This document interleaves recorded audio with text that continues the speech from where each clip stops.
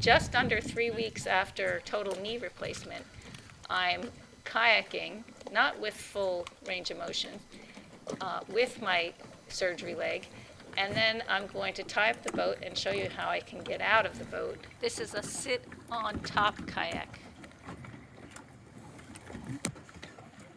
First, I tie up the boat.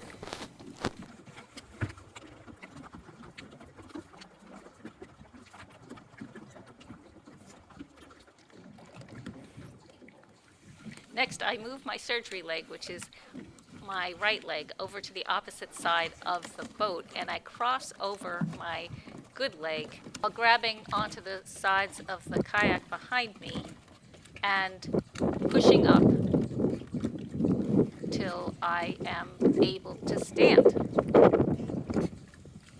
Now, using the post as a support, I can then step onto the dock with my good leg, and there I am out of the kayak. So that's how you can get out of a kayak 3 weeks out of knee surgery or with a major leg injury. This is CB99 Videos. Please subscribe.